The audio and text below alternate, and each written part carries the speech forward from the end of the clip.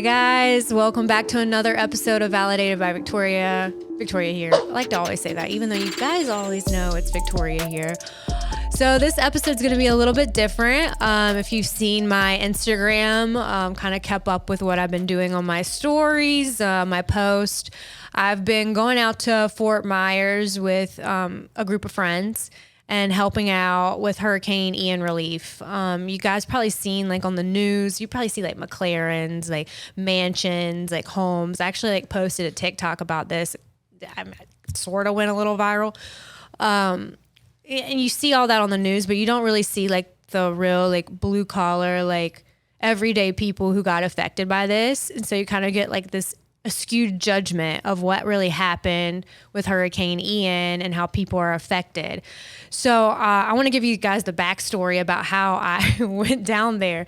So my best friend, and she was on the podcast, All About the TNG, great podcast. Honestly, I think it was the top listen to a podcast so far because everyone loves when me and Brittany banter back and forth. But my best friend, Brittany Thornton, she was just on the podcast that weekend. And then the next week, Hurricane Ian hit. And she lives in Southwest Florida. So she actually lives in Bonita Springs. Her boyfriend lives in Fort Myers. And she was staying in Fort Myers during the hurricane. And I completely freaked out. She was like texting me, like scared. And then all of a sudden her service cut out. And I'm like, and I'm freaking out internally. I'm like, I can't lose my best friend. This is like my sister. And I'm like, I got to find a way to get down there. So I was like asking around. And I know Hayden had gone there previously, and I'm going to introduce him on the podcast. And this is what this podcast is going to be about, a little bit about a hurricane, a little bit about relief. But I just didn't know how to go, and I just kind of went and ended up finding Brittany. Everything's fine. She's fine. Her house is fine. Praise the Lord. Everything around her is destroyed, but you know, she's doing good. She's doing well. She didn't have service for a while, so it was good finding her. I like FaceTimed her mom, and I was like, "Hey, I found her. I found a way to get to her. I found her." But while I was there, like I had no service, so you had to talk to people. Wow, imagine that, having to talk to people face to face. Just an obscure idea. So I just went around talking to people, and I saw people's homes destroyed. People were showing us like how tall the water was in their house. It was like up to their hip, and everything was gone. They're like their whole livelihood in a matter of hours, completely destroyed. So I went and just started talking to people, and they're like, we haven't had any help. We haven't had food, water. No one's come to ask us anything. This was the day after the storm. And I'm like, excuse me, wait, what? Then my friend Cameron had texted me. He's like, how'd you get to Fort Myers? Like, how can I help? And I'm like, I don't know. I just went down here, but these people need help. So I started taking tabs of what everyone needed, and just kind of went. And this kind of whole started like this thing called we call it the SoFlo Hurricane Relief Squad. Obviously, I had to name squad because I thought it was funny. And then just snowballed into this thing where this past weekend, you're probably hearing this 2 weeks after, but the weekend prior that we had a whole group, it was probably about 30, 40 of us at that point, maybe 30. So it snowballed from like 3-4 of us to like 30 people. And now a lot of people have been wanting to join, but it kind of all started with myself, Allison, Cameron, and Hayden, who I will introduce in a second. But yeah, it just snowballed into this whole thing. And I really saw, I was one of those. I saw on TikTok like someone's McLaren floating around, and I'm like, okay, maybe it's, not as bad as I think. And then Brittany, I was talking to her, and then someone's like, I had a friend, her name's Jamie Huffman from Charleston, at Charleston Blonde. She messaged me, hey, can you go to San Carlos? I need you to go to this marina called Salty Sam's. So I went to Salty Sam's, and I was like, when I went to that area, I was like, this is devastating. Like, it smelled bad. You knew there was just deceased. I don't even want to like really say that, but you knew there was just a lot of not alive things going on around there. And this was 2 days after the storm.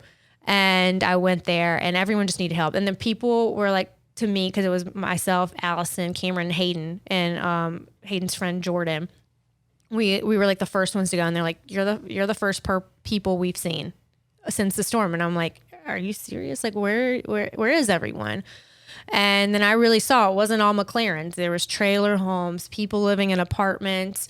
There was animals around. There's trash everywhere. It looked like you were going to a third world country. I thought I was in a scary nightmare movie. So what you see on the media, what you see on TikTok, what you see on social media, like they love to show the McLarens, they love to show the mansions. Yes, those got destroyed. And yes, everybody needs help regardless of your social status or your pocket status or how deep your pockets are. But I went there and we saw ground zero and we saw that these people really needed help. So we just kind of started this whole thing.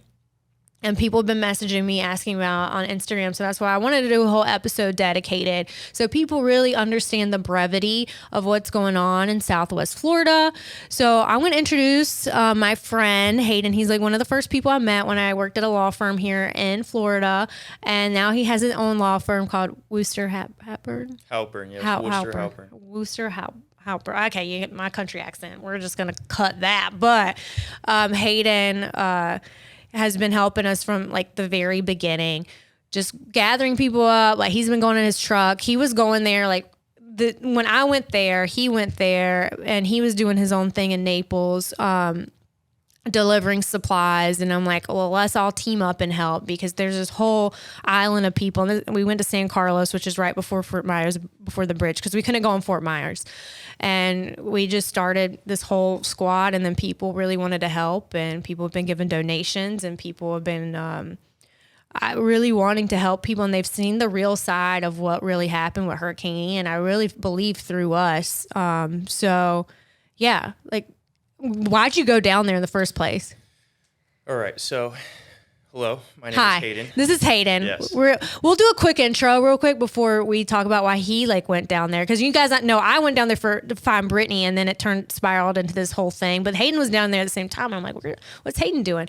But Hayden, tell us a little bit about yourself. You're a Florida boy. You're a Florida man. Yep. He's a Florida man. Born and raised Central Florida, middle of nowhere. Moved down here to South Florida. I'm an attorney now, practicing personal injury throughout the state. But, for me, getting over there first, and shout out to my friend Jake Bodway. We went to undergrad together. He's recently moved to Miami as well, and he's kind of my partner in crime. If I need someone, I hit him up. He's always there. So that's kind of where it started. I had some roommates back in undergrad that they're from Naples. They couldn't get a hold of their family. We were close. One of those roommates, his wife now is 8, almost 9 months pregnant. So he wasn't going from where he's at, traveling down into this unknown and uncertain area, with the risk obviously that his wife could go into labor either while he's not there, or if he brings her down there, that's a bigger problem, right? So I said, hey, look, I could go check on your family. I'll go check to make sure everybody's good. And that was in Naples. And us over here in Fort Lauderdale, the East Coast, we had a bunch of hurricane supplies that fortunately we didn't have to use, right? Yeah. So, part of this, I'm just like, hey, let's load up the truck with whatever we have. We'll bring it over there since we're already going to be over there. Really didn't think it was going to turn into what it ended up turning into. Yeah. But, initially Jake and I went over there. We found, our roommate's family in Naples. Everybody was good over there, dropped off some supplies. Met up with another buddy of ours from Naples again originally, Juno the boat guy on Instagram. He lives here now in Fort Lauderdale, but his roots are Naples. And so he was over there as well. We met up with him. He had a lot of contacts with people who needed immediate help, immediate care in Naples, because you're right. I mean, to your point in the intro, people generally think about Naples as a very affluent, very rich area, right? And it might be easy to overlook it and think, oh, well, that whole area is good. They have the resources. Those are rich people. We don't need to worry about them. They'll be fine. Yeah. Well, sure, maybe that is what Naples is known for. There is a segment of the population over there that is true for. But in any area, there's always going to be the less fortunate. There's always going to be the lower socioeconomic, groups of people. And that's what Juno was really reaching out to and making sure that they were fine, because you'd be on 5th Street, or you'd be on one of the nice areas down in Naples, but a couple streets over there's Section 8 housing that hasn't had power for a week at one point when we were over there, or didn't have resources to anything, didn't have water, food, anything like that. So with Juno over there in Naples, we started bringing over stuff to those people in Naples. And then on the same day, so this was immediately after the hurricane, we also went up after we had checked on that family in Naples, went up to Cape Coral. And it was interesting to drive that whole coast that day, that first day initially after, because the type of damage or the type of destruction and impact that each area received was a little bit different. So in Naples, we saw a lot of flooding. And, I have a picture I'll send to you. Maybe you could put it up in this. Yeah. I'm 6'3", and there's water lines on these houses that are, 5 feet tall in Naples, that's what we had first seen. And that was mind blowing to us. Now, we'll talk, back. Yeah, we'll talk about it and we'll get to it. But, that's seemingly nothing compared to what we saw in Fort Myers Beach. But for us, we couldn't even believe that we were seeing that. But then as we moved up the coast that day, the wind damage started to become more evident. Once you got into Fort Myers, once you got into Cape Coral, you had a lot more physical destruction, not just the flooding, but, things being destroyed, houses not being there, roofs ripped off. So when we were up in Cape Coral, it became very clear that there's a big need over here and there's massive destruction that, if we're in a position to help in any little way possible, we wanted to be able to do that. So from that day, it kind of just snowballed into, hey, I came back. I couldn't believe what I saw. Let's continue to bring supplies over there because there's people that really desperately need it. Yeah. I mean, because I went and saw Bonita Springs where Brittany was at, and then you see Fort Myers, and it's definitely a sharp contrast of destruction. You're right. I mean, either way, people's livelihoods were destroyed on both ends of the spectrum, but the amount of destruction, like if you go to Fort Myers Beach and even the little island of San Carlos, all those trailers are wiped out. Like it's just, I've never seen anything like it before. And Allison and I were talking about, because Allison went with us, and hopefully I'll get Allison on the pod soon. Allison and I were talking about it now. It's like traumatizing to see a marina because you just think of all the boats on top of each other. And, but like going there, you're probably the first person like people saw for help, because I mean, even with us. Yeah, the two families I checked on initially the day after, that definitely was the case from the outside coming into that area. And then obviously as you've briefly spoken about, there was people, day 3, day 4 in Fort Myers Beach that we were still the first people they were seeing. So. Yeah, and I went back the day when we all had like the more volunteers, and I went back and I was going to go. So one of the first spots I was talking about when I introed was Salty Sam's, because someone gave me a tip. Jamie Charleston Blonde, shout out. She's the tip lady. She knows everything in Fort Myers. Everybody she saw was going there, and she's like, "Hey, can you help this person, this person, this person?" When am I going to say no? I want to help someone in need. It's like the bat signal was called up, and I had to go. But we went to Salty Sam's, and the lady there, Christy, amazing. I love her. She's like my best friend now. She was like showing us pictures, and I'll try to include this in the video as well. So if you guys want to look at the photos, we'll put it in the video. And it was just devastating. I don't know how she lived through that at all. But when I went back last weekend and talked to her, she was like, you guys were the first people I saw. And she just started crying. She's like, no one had came here yet, and you guys are the first people I saw. And it's sad. Like, so let's talk about that a little bit, because I think that there's an explanation as to why that is. And I from the outside looking in, or trying to look from, let's talk government, right? Looking from government, what their role is and what they were forced to have to deal with. I kind of get it to a certain degree, because you have to take certain steps to be able to get to a place where you can go back to helping people resume life, right? So if we go to talk about Fort Myers Beach a little bit, right? So these other places, yes, there was destruction, yes, there was the flooding, but Fort Myers Beach really was the direct hit, right? And so when we were over there, and again, hopefully you'll be able to put up some videos or pictures that we have, the main road down there to get into Fort Myers Beach, it's one road, straight, into the bridge and over. That whole road was completely blocked off. There was nothing, you couldn't go down there if you wanted to, because it was covered with boats, it was covered with debris, fallen power lines, all this stuff. So from a structure perspective, you have to restore structure to that road to be able to do anything down there, right? So government, FEMA, law enforcement, I think their first priority became, we have to clear this road.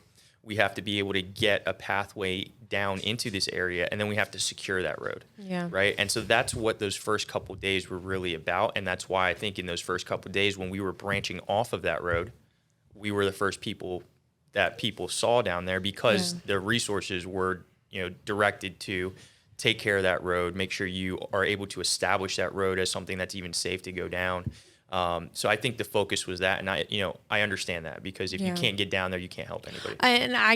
I completely agree. Like, going there, I was a little angry at like government and everybody.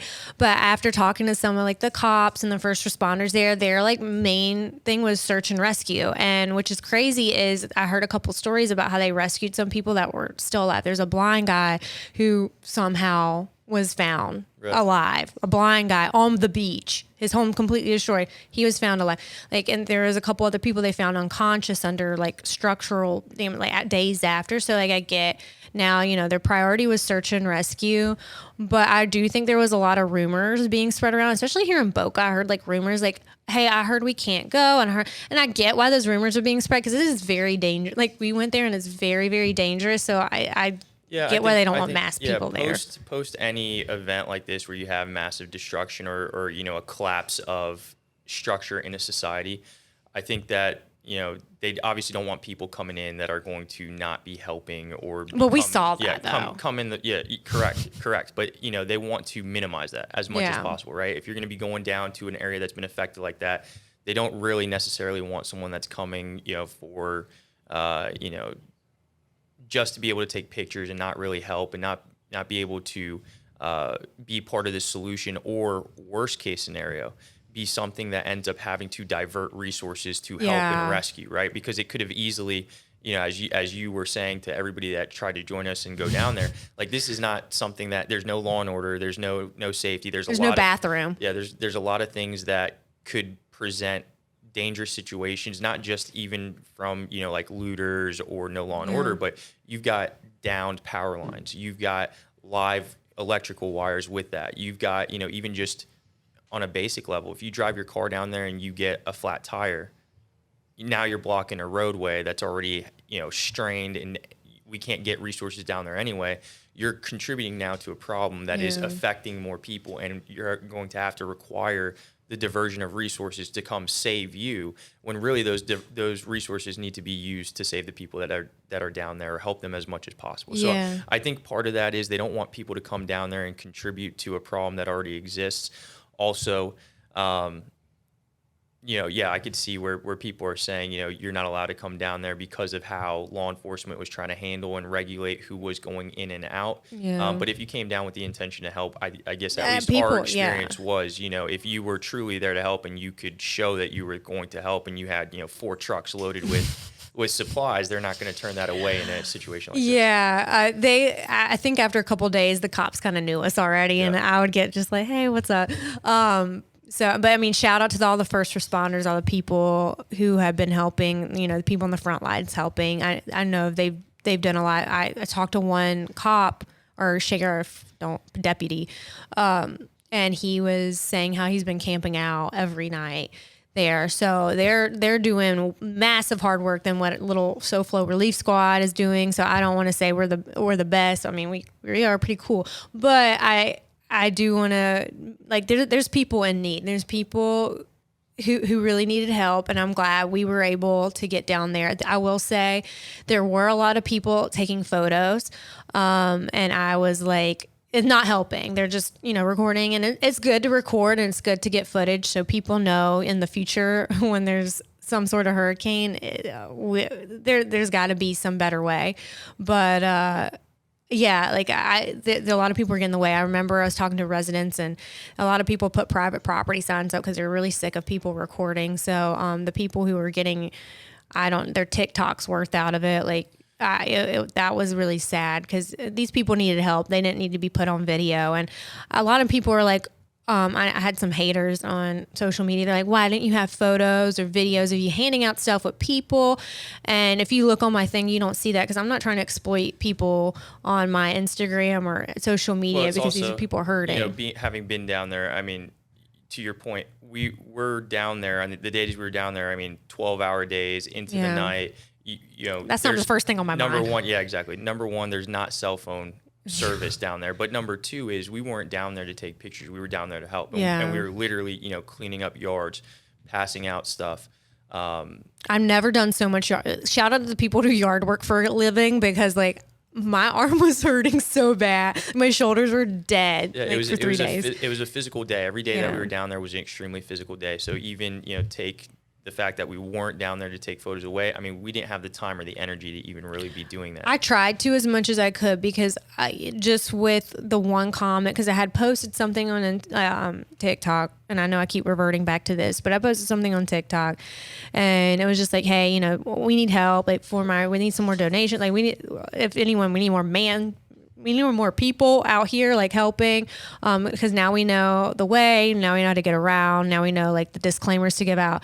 And I had this guy, I just remember this one guy on TikTok, he was just like, I don't want to help, everyone's rich. And I was like, I at least want to be able to, like, consciously in my mind, I'm like, okay, yeah, I'm helping people. I want to make sure I show people, like, not everyone, like going back to what we were saying earlier, is very wealthy or had that privilege to have like a hurricane resistant house, or had that privilege to leave. Like, there's a lot of things, and a lot of people say like, oh, they should have evacuated. But after listening to stories, you realize why people stayed. And some people are just some, Florida people, and, they'll always stay through anything. But there's some people who physically couldn't leave, or it was just financially, it wasn't feasible. That's one of the things in Fort Myers Beach I didn't realize, because you see these places, especially, these coastal areas, right? You think about Naples, you think about even over here, Fort Lauderdale, Boca, any of these places that are on the water, right? Typically that goes hand in hand with higher property values, higher general income for society. But I didn't realize in Fort Myers Beach, there is a lot of trailer park homes, all in there. And even more so, a lot of those trailer park homes are, the people that live there are older, right? And maybe they've been there for years and years and years. I'm sure that is the case, but I didn't realize that, because you don't see that from the main road when you're going down there. You see those businesses or those nice houses, but you don't necessarily see all those trailer homes that are tucked away. So when we did go down there and we did get off that main road, and we do see these trailer park homes that are literally non-existent anymore.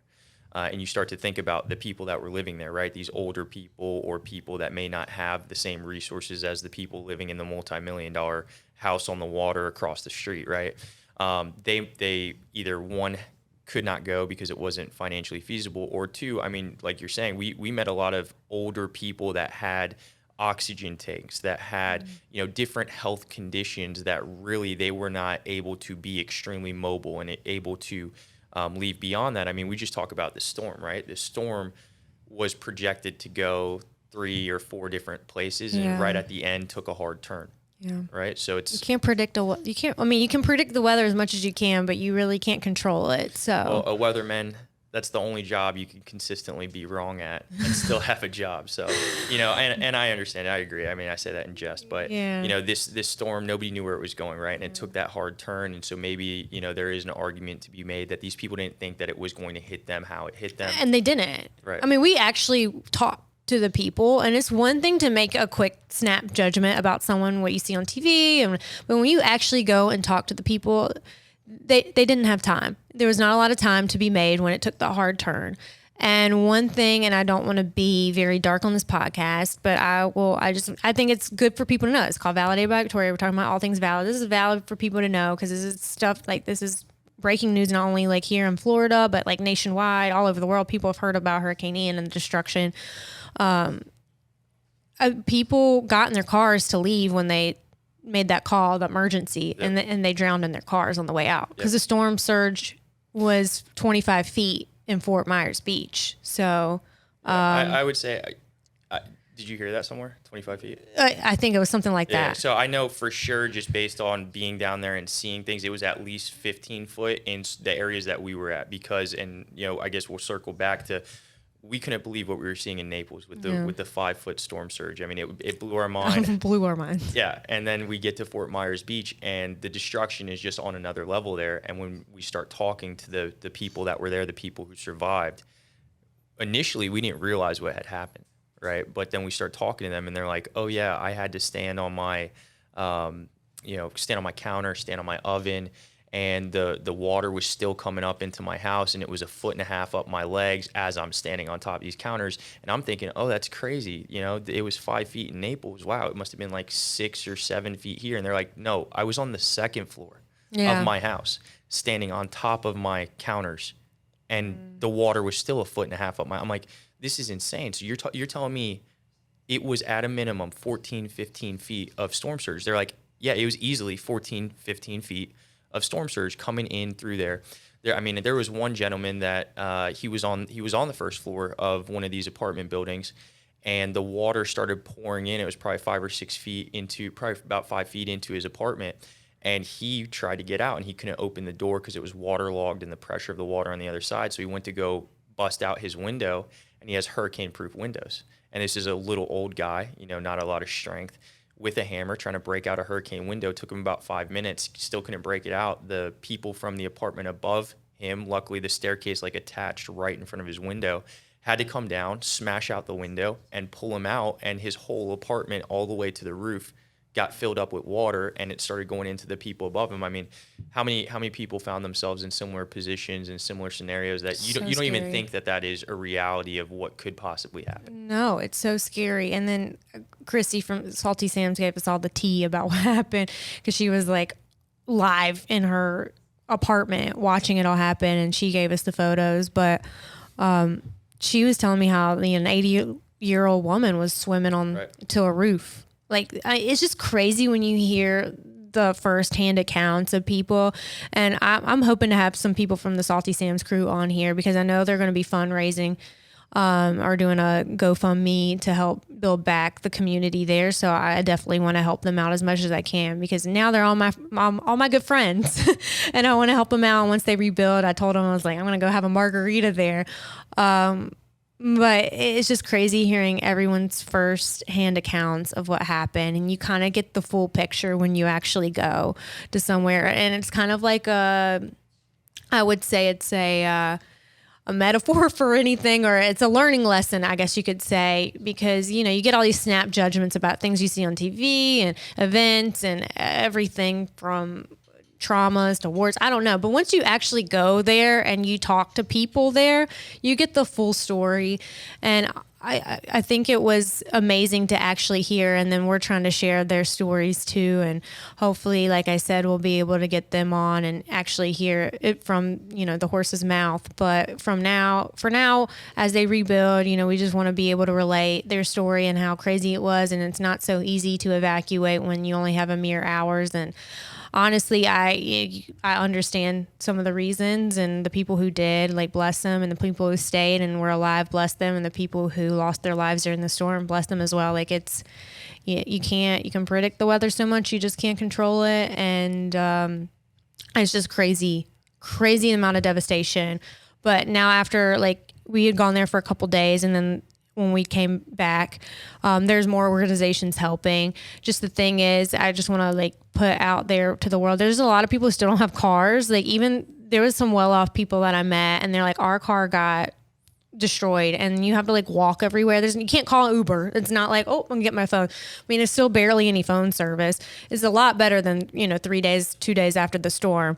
But people, making deliveries is kind of what we kind of became known for. We're like the Instacart of the east side of Florida, bringing stuff over to people who needed it, because a lot of these people are walking around and there's contaminants in the dust. There's sewage. The water's dirty. It's dirtier than the Hudson River, and you can only imagine, like, it's dirty. Yep. So, and then people are, like, trying to still live in this destruction. And it's just so sad. Like, I've just never seen anything like this. And it's really good. Honestly, it's good for me to really realize how blessed I was it didn't hit this side. Yeah. But at the same time, I know that I have a lot of blessings in my life, and you have a lot of blessings. So giving back was just been a priority. It still has. And I'm still going to try to go once a week. I don't know. Like, we're both working people, so it's hard. And people are, like, still, like, we have a group message and it blows up. Like, bless those people, because we want to help people and I love it. But at the same time, I'm like, I can't go every day anymore because I actually have to work. I got a job too. So, but as much as I can, I think we're trying to figure out how to go this weekend and help out. But I wanted to do this episode on this and bring Hayden in. And I also want to because Hayden does property damage. I want him to give a little spiel about that. If you're listening, you're in Fort Myers and you're like, I don't know what to do. I want Hayden to give like a spiel about that. Or if you got affected by the hurricane in any way and have property damage, because that Hayden was down there also helping people with that, which is crucial because you look at, you walk out, your home's destroyed. What do you do? And Hayden it was really beneficial to have you there because people had questions. I'm like, I don't know. Your girl just found out how to get health insurance the other day. So like this is a whole new thing for me. So, getting kicked off your parents' health insurance is the worst. It's the worst. And then like when I'm in the process of buying a new home, I had to call Hayden. I'm like, hey, Hayden, do you know a closing attorney? So like I'm about to close soon too. So I'm learning a lot of stuff about being a homeowner. But when you go down there, like what was the questions people would ask about like property damage? Like, I mean, so to be honest with you, a lot of people weren't even thinking about that initially, right? There's a lot of just trying to pick everything, get sustenance, pick everything back up. Be obviously thankful that they're still here, especially when they look around, they see some of their neighbors who weren't as fortunate as them. So there was a lot of shock. I think definitely first couple of days after the storm. But after that, you got to start taking the steps to be able to try to rebuild. That's what we're trying to do over there. Yeah. With us personally is bring people things to get back on their feet. A lot of these homeowners need to be starting the same thing, starting the same process. There's going to be thousands and thousands of property damage claims, whether it's for the vehicles over there, like you mentioned, that are completely destroyed. And obviously, I think most of us have seen the big ones that you've talked about, that have been circling the internet, the McLarens, the Rolls Royces, all of these very nice vehicles. But it doesn't matter if you had a nice vehicle and kind of going back a little bit, it doesn't matter if you had a nice vehicle. It doesn't matter if you had a junk box vehicle. It doesn't matter if you had a nice house or not a nice house. Everybody received, destruction, and it's emotional. It doesn't matter who you are, if you're the guy that's driving the Lambo, if you're the guy that's driving the Toyota Corolla. If you lose your vehicle or you lose the contents of your home, right? Memories that have been there, things that can't be, there's things that can be replaced. Everything can be replaced, right? But there's certain things that have sentimental value that cannot just be replaced. Yeah. So people, I've got a good buddy, I'm not going to say his name on this podcast just because I don't know that he would want me to put it out there like that, but very good friend of mine, affluent guy. I hit him up right after the storm. Hey man, just want to check in on you. Everything good? You guys need anything? And, I could tell, and this is a guy who comes with the best emotions, every interaction I've had with this guy, super positive guy, but you could tell that there was this cloud over him and, that he was being impacted by this. And I can only imagine, having not been in that situation, I can't even really actually imagine, what he was going through, the emotions that you're going through where you lose, so many things that you hold close to yourself. So it didn't really matter who was affected or, everybody who was affected was feeling down and feeling. I mean, they all went through that 15-foot storm surge. They all saw the same thing. It's insane. So there was definitely that shock immediately after, and people weren't necessarily looking to make these claims right away. But the reality is, there's going to be thousands of vehicle property damage claims. There's going to be thousands of home claims for damage to the homes.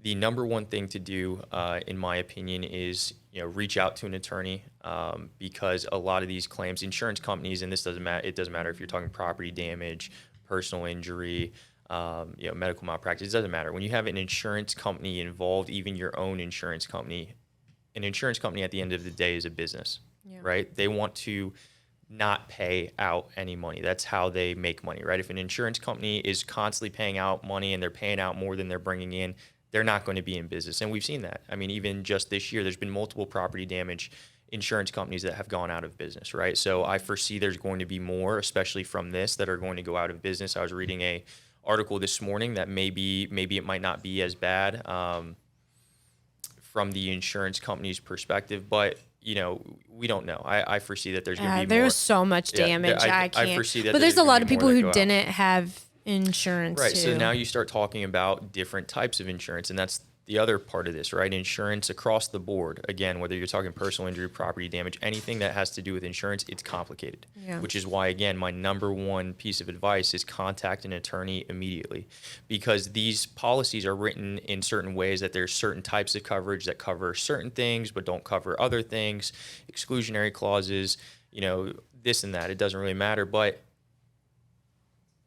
some of these homes that suffered this flood damage might not be covered under that homeowner's insurance policy, right? So, a lot of these people are going to think, oh, no, I've got insurance. It's going to be great. It's going to get covered. And the reality is that insurance is going to put up a fight. They're not going to just pay out everything. And even if they do accept the claim and there is proper coverage, they might undervalue the actual cost of the damage. They might undervalue the cost of repair. I mean, we're talking now in a time period with inflation and, supply chain issues. The costs of these building materials have gone up exponentially, right? So what it may have cost to replace this home or replace the damage or, take care of the damage to these houses a couple years ago isn't the same as what it would cost now, right? So you've got all these different factors that are going into it. It gets very complicated very quickly. You don't want to say or do something that is going to allow the insurance company to deny your claim. So if there is anybody that does need help with a property damage claim, they could reach out. So that means cars? Yeah, cars, homes. Motorhomes, so that include? That becomes a little bit of an area, and that's why it's sad, that a lot of these places with those mobile homes, might not be eligible for certain types of insurance or might not have the proper coverage to be able to replace or repair the damage that has occurred. I know we were talking to a guy down there that owned, I think it was like eight mobile homes, and he didn't have insurance on any of that, and they're destroyed. Water damage, wind damage. He's in a little bit of a situation where he's going to have to try to figure out how does he get the funds to be able to do the repairs that he needs to do. And in saying that too, every single one of those mobile homes was still occupied. The people are still living in those homes despite the damage, despite the water damage, despite the mold. It's so sad. That is now happening. They've got nowhere else to go. So, there's people who are being directly impacted aside from the owner of the properties. And, this could, roll downhill into potential health issues. I think it's safe to say always get health. Well, yeah, health insurance, but always get property insurance. Yeah. After that, because I'm in the process of about to close in my home, I was like, okay, I'm going to make sure I get hurricane or some sort of insurance after seeing everything. And, hopefully more people do. But I know it's best to contact. If you have any questions, you just contact her. Contact Hayden.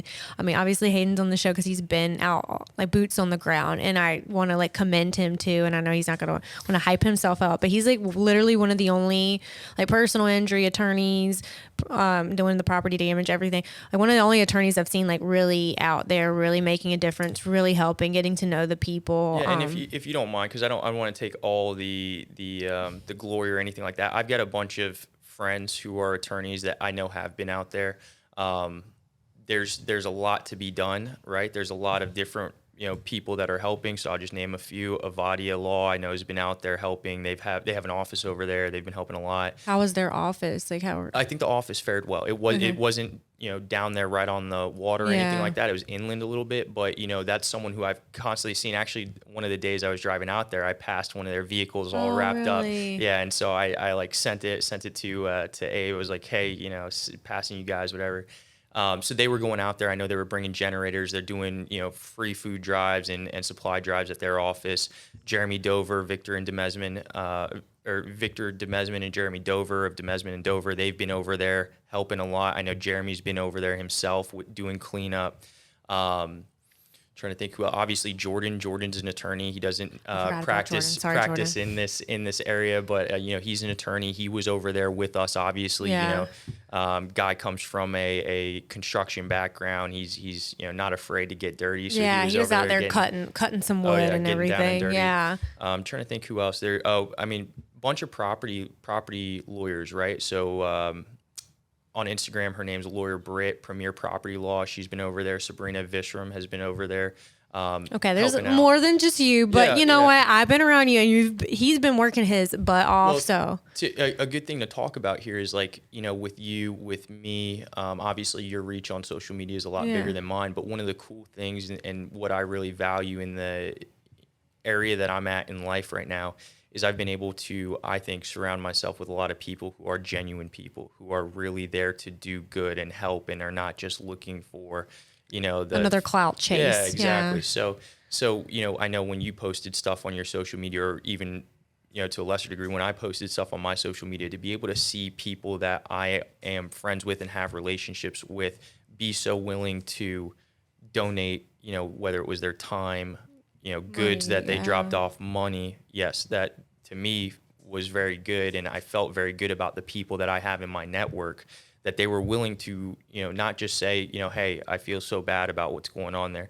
Oh, hey, you're doing such a great job, but actually step up to the plate and do something to help and contribute, right? So same thing goes with these attorneys that I'm talking about, right? There's a bunch of people, and attorneys, as everybody knows, might not have the best reputation in society based on, a bunch of different things. But I think the people down here that, I associate with, that I look up to, these people that I go to, for advice, it's good to see, or even, these people that I look up to and hope to emulate from a career perspective, right? It's good to see that they're actually out there helping and not just trying to take advantage of these people or trying to do it because they're doing the publicity stunt. There was a lot of people that were out there that I know from a professional perspective that didn't post anything. Yeah. Right? There's a lot of people out there that were really just trying to get the resources to the people, or, like Jeremy Dover getting out there and really doing the cleanup himself. So it's not all about posting, and you didn't really post much. People took photos of you. We just tagged you. But yeah, there's some people out there not posting that, and that's good. I mean, people who post, don't post. As long as you're helping, in my opinion, that's all that matters. Right. And to be clear, I don't care if people post or they don't post, as long as you're not like just trying to do a media thing and at the expense of the people down there. There were some people trying to do media things, and we've seen that. Yeah. Look, some of it, and I guess I'm to a point in life where I try to see the good in everything that's going on. So, if I had to justify it, there's a lot, like we've talked about, that people may not have seen or may not have realized, right? So sometimes getting that exposure, especially in today's day and age where everybody has a cell phone that can upload directly to the internet, being able to show that destruction immediately might trigger something in people, in other parts of the country or world that did not realize how bad the effect was. And that's why I didn't want to get them to jump into action. So, and that's why I didn't want to hate so much on the people who were driving around taking photos. Some were very aggressive, like taking photos, and that's where you draw the line. There's a line to everything. There's an extreme to everything. But the people it's good for people to see the not McLaren, maybe the not so fortunate people, maybe even the things that lost lives. I mean, I saw dead animals, there's a lot of death. So it's good for people to realize like this was bad, because even me going in, I didn't really think it was going to be that bad. And it was a nightmare. It was a nightmare. So I really do I do think it is important to get the photos and like help people understand, because there's a lot of people. I feel like a multitude of people are visual learners. So like if they see it, they're like, oh my God. And I think that also helped, because a lot of people were like, when I could think of it, I'm like, oh crap, I should take a photo. And I would post it. People were like, wow, I didn't realize there was so much devastation. I didn't realize there was so much. Well, a picture's worth 1,000 words, right? So sometimes you could hear that something is happening. You could hear, how the extent of devastation, and this goes across the board to a bunch of different scenarios. But sometimes when you see it, it really brings it home, and you're like, okay, wow, that is crazy. I did not think it was to that level. Even though you heard about it, you might not really understand fully what's going on until you see it. So, and to be like punny and tied into my podcast, it brings validation to what you're saying. So like it's backing up your word. Like, yeah, this is bad. Here's the photo. Here's the video. Yeah. And I know the little bit some of what we were doing too is, I think our group was very conscious of the fact that people were donating supplies, donating, money, resources to us. And I think part of what we wanted to ensure was that those people knew what they were donating was actually going to. We weren't going to Chanel or Louis Vuitton. Yeah, we were actually, the amount of Target runs I made was absolutely ridiculous. There's no Target here. Like, I'm pretty sure hates me because I had like 10 cart loads and we were trying to fill it up. And then we had to sit there for like 2 hours and I had to find another car. It was ridiculous. But I mean, we got those supplies to the people. We're still helping. A lot of people think, you know, you do all this work and then you just leave them off. But to me, this is going to be for a rest of the year effort. And at least for myself personally. So you said this is going to come out in a week or two or something? This will be out. So today is, I don't even remember. So this will be out in a couple of days. So if you're listening, we filmed this on Friday on October 14th. October 14th. So this will be out on the 18th. Yeah. One of the things that I think is good about this, you know, specifically is that it's easy for us to be aware of what happened, you know, contemporaneous to when it happened, right? Yeah. So obviously when the hurricane came through for the next couple of days, everybody's talking about the hurricane. The news, all it's talking about is the hurricane. Yeah. Now it's not really talking about it, right? And it's going to continue to trickle off. But guess what? The devastation is still going to be there. The people who still don't have anything are still going to be there with nothing, right? Yeah. So it's going to be a continued relief effort. And it's something I know we're not going to forget about and we're going to continue to help with. But things like this and constantly bringing it back into, you know, the public forum and the public, bring it back to light to be like, hey, this is still an issue over there. And it's going to be an issue over there for a long time to come, not just for the businesses. It's going to take a while. All those businesses are not operating, unable to operate. You know, the incomes that were derived from those businesses are gone. Right. Yeah. Not to mention the houses that these people were living in. I mean, I met one lady, she was still trying to find her house. She's like, it floated away. I don't know where it is. Right. Like, she's like, I still haven't found it yet. And I know there's the first responders looking for homes too. I mean, there is so much devastation and we're going to keep sharing it. We're going to keep going. So if you want to like follow along, look up Hurricane Relief Squad on Instagram. We had to make a separate Instagram because the amount of outpouring of support, outpouring of donations, it was like overwhelming to everybody's individual personal Instagrams. But we wanted to redirect people to something that they can understand. So that's why we have the Hurricane Relief Squad Instagram. You can go on my website at victoriavesce.com/relief squad and then learn about kind of like why I went there and like how everything was formed. And how you can sign up if you want to help us, because we'll still be going out. It was cool too seeing, you know, everybody coming together. Obviously, this was us and our group doing this, but there was groups throughout the state that were coming together to help. I know there's one based, I think, over there in Fort Myers on Instagram called Rebuild Southwest Florida. I think it's Rebuild SWFL. There's a bunch of great local groups. We met people. One of the coolest things for me was, you know, being over there and seeing the people, because, you know, we'd be riding around in our little convoy of vehicles and we'd come across another convoy of vehicles that are doing the same exact thing. And we'd stop, we'd talk to each other, right? And we'd be like, okay, where are you from? And, you know, one of the groups that we met was from Miami, and it's a bunch of, you know, Hispanic guys all in their decked out trucks rolling around. I remember them. Alex, aggressive Alex Ice Guy, but he's an angel. No, he is such an angel. He's like delivering so many goods. This is not like like we're the best out there. Just everyone needs help. They need so much help. Yeah, you don't understand. My point in saying that is like, if there's people who are watching this or who watch this and they want to get involved, if they can't get involved with us, maybe they're located in Tampa, Sarasota, Orlando, a different part of the state, but they want to be involved. You could get a group of your friends together, understand, you know, the risks, make sure that you guys have contingency plans for everything. Go there with safety, you know, number one, because again, you don't want to be part of the problem. Don't be part of the problem. Exactly. But you could get a group of your couple friends together, load up the trucks, or even if you don't have anything to bring over, go over there and just help with cleanup. I guarantee you go to some of these older people's houses and you tell them, hey, I got 6 guys here that we just want to clean up your yard for free.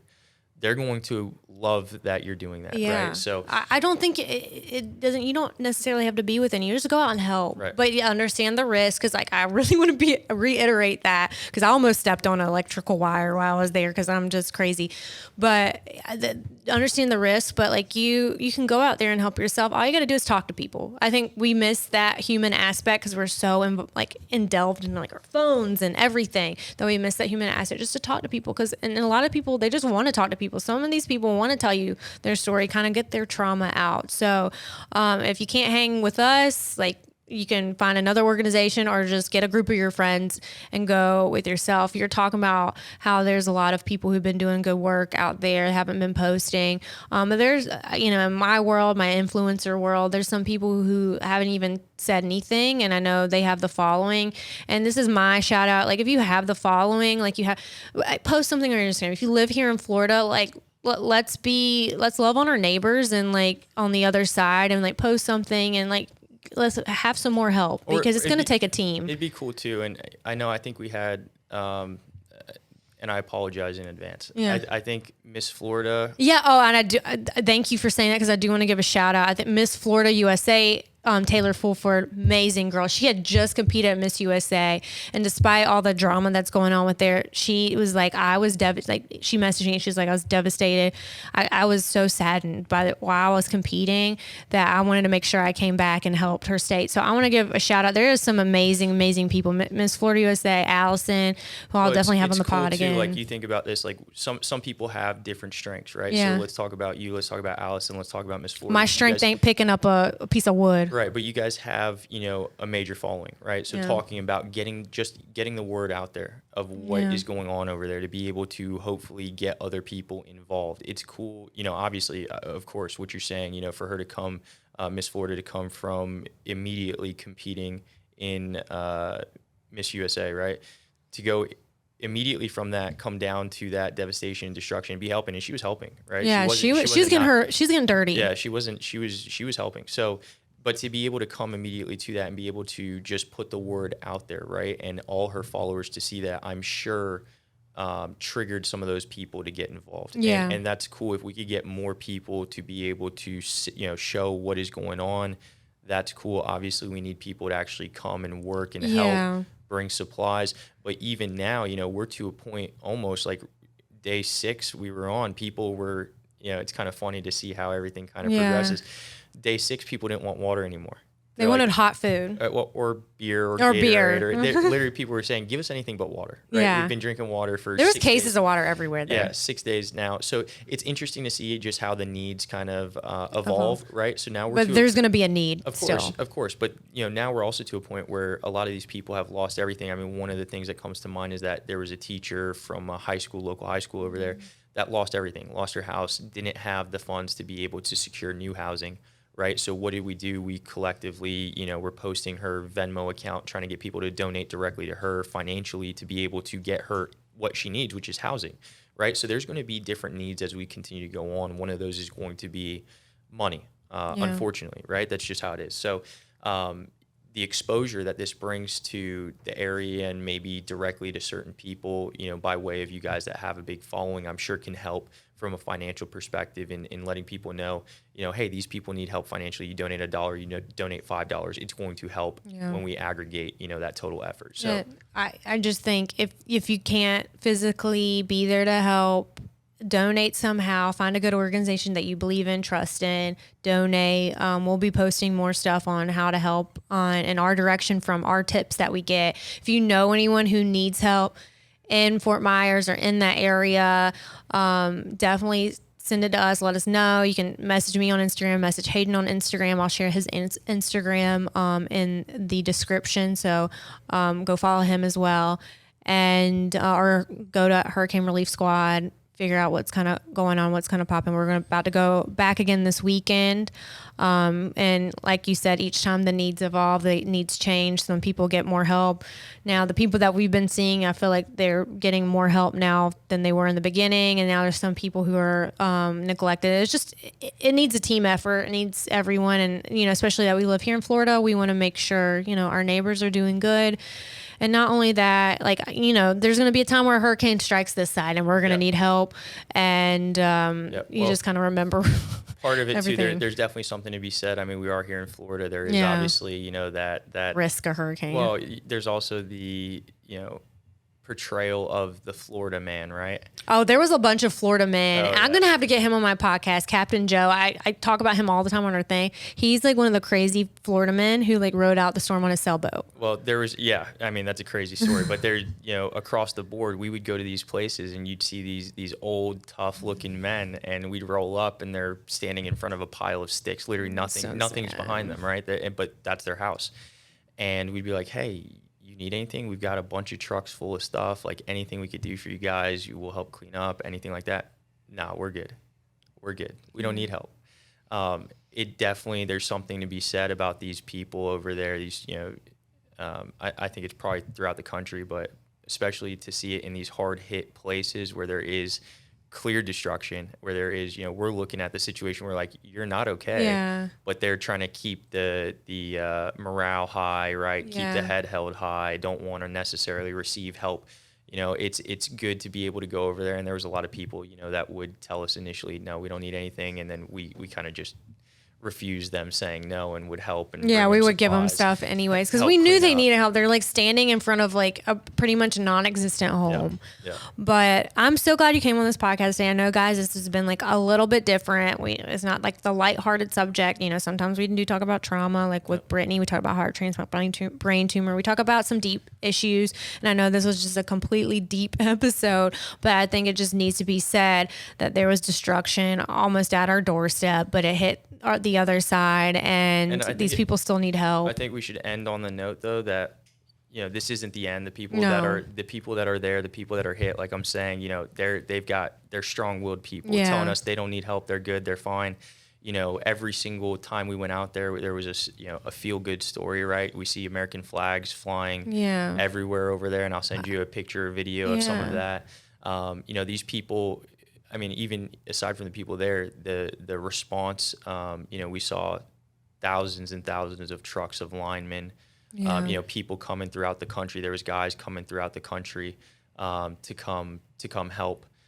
People like us coming to help. So it's good and comforting to know that there's people from other states helping. People that are willing to get off their butt and get over there and help when there's a need. So and it restored faith in humanity a little bit, seeing a bunch of people down there and then seeing a bunch of my friends who wanted to help. I'm like, wow, you're an amazing person. Like something I never knew about you. I, found out like how you wanted to help other people and like how you got out there and cutting trees and doing big things. So, and it's good to see like influencer friends who help too. And I'm like, now I know who I admire. Now I know who I trust too in my little circle, because these are some actually good people doing some great things. I've made some new friends out of it.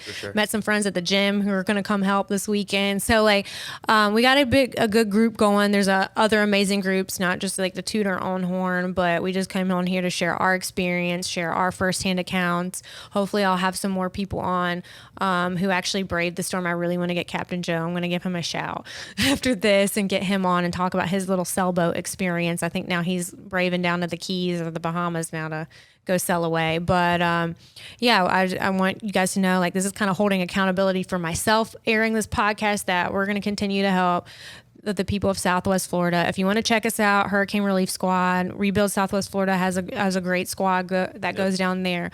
You can contact us on Instagram. If you have any personal injury claims, property claims from the storm, or just in general, or you got in an accident, there's probably someone who just got in an accident outside. No offense, Hayden, if you want to throw your card, because this is Florida and people don't know how to drive. Contact Hayden. Hayden, give all the information how to get to you. Again, it's Hayden Wooster. Name of the law firm is Wooster Halpern. You can reach us at woosterhalpern.com. That's WOOSTERHALPERN.com. Call us 1-844-474-4897, or you could text me 24/7 407-516-7833. They can text you 24/7. I'm not going to answer 24/7. But you can text me I was about to say, oh my gosh. Well, that person, there's somebody out there who just got in an accident. I feel it. But anyways, thank you guys for listening. If you want to help, contact us, and we'll catch you for the next episode.